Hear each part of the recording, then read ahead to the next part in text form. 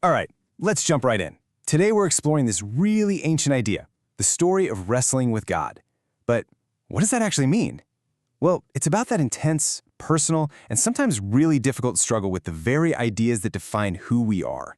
We're going to start with this line from a poem that actually gives our source material its title. And it just nails this theme, doesn't it? It frames the whole thing not as some abstract debate, but what it really feels like, a personal, all-out wrestling match with what you believe. Okay, Section 1, the soul as butterfly. To really get a handle on this struggle, our source dives into the ancient story of the prophet Elijah. And his life, it serves as this incredibly powerful metaphor for how the human spirit can go through a radical and honestly beautiful change. So it all starts with something that sounds pretty simple, a single word.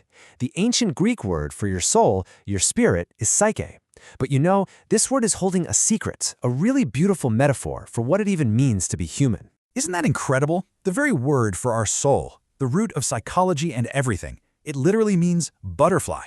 And look, this is no accident. It completely reframes that whole journey of growing up as a kind of metamorphosis. And just think about how deep that connection really goes. I mean, like a butterfly, we are capable of this massive transformation. We somehow navigate all the complexities of life with this almost miraculous inner compass. The journey of the soul, when you see it this way, isn't just about making little tweaks. It's a complete, revolutionary change of form. Which brings us right back to Elijah. See, at the end of his story, he doesn't just die. He goes through one final, spectacular transformation, being taken to heaven in a chariot of fire. That's the ultimate symbol of the soul's potential. You know, the butterfly finally taking flight. So Section 2 is called A Kingdom Without Reign. Because here's the thing, this isn't just about one person's soul. The story zooms way out to show how these exact same principles apply to the health of an entire society. The story uses this really powerful symbol here, a spiritual drought. When a society loses its way, when it starts following the wrong principles or, worships false gods, the land itself becomes barren.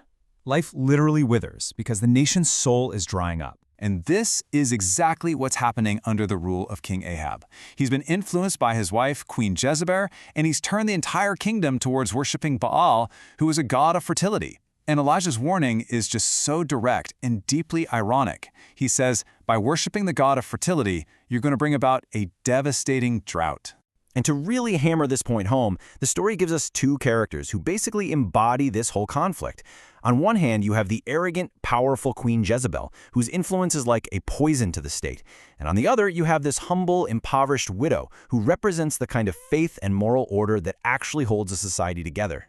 All right, Section 3, Showdown on the Mountain. So you can feel it, right? This whole crisis has to come to a head.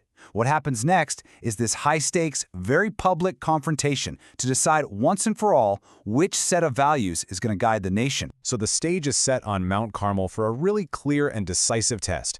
Two altars are built, each one representing a totally different value system. The challenge is pretty simple. Which god can actually show real power in the real world? And the outcome? Well, it couldn't be more one-sided. The prophets of Baal, they pray for hours, and nothing. Crickets. Then Elijah, just to make a point, in the middle of a drought, mind you, soaks his altar in precious water and says a prayer. Instantly, fire from heaven just consumes everything. The sacrifice, the wood, the stones, even the water in the trench. And the effect is immediate. The very moment that the proper moral order is restored, the spiritual drought ends. The sky just opens up and its abundance of life-giving rain returns, proving that the health of a nation is directly tied to its values. Okay, Section 4, hearing the small voice. But here's the thing. If you think that spectacular public victory is the end of the story, you'd be mistaken. The story now takes this fascinating turn inward, away from the external world and toward an inner revelation. Because even after that incredible triumph, Queen Jezebel still wants him dead.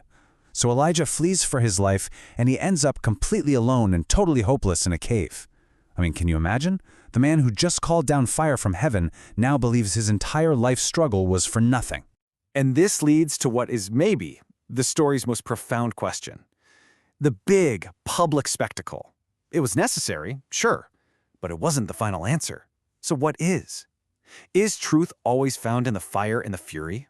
Well, the answer is what comes after the fire.